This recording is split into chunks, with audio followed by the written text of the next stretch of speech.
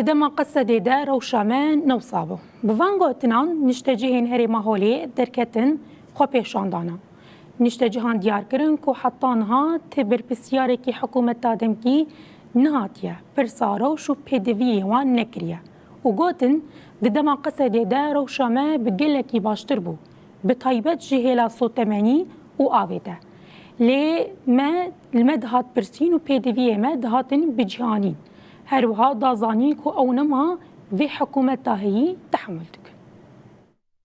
الهول ما هي متعاونة معانا بشكل مطلق.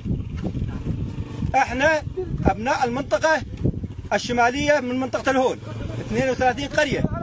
لا جانا واحد مسؤول من الهول قال شنو لازمكم. لا قال ايش لازمكم محروقات. لا قال ايش لازمكم مي. لا قال مهتمين بانفسهم. ما عندهم الا اهتمام بانفسهم. هذول ما يعبرون بلد. هذول يخربون بلد هذول.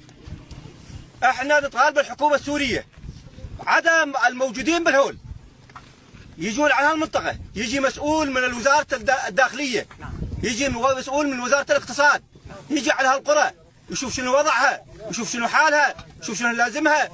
معناته احنا ما بي عندنا حكومة. احنا لو جت الحكومة فرحنا وابتهجنا، ما بي قرية عندنا وموظف ما كان بي موظف مع قسد وراتب. وانا كنت استلم 75 لتر بنزين بالشهر، حتى لتر البنزين حقه 400 ليرة، استلم 1500 لتر، اللتر حقه 1000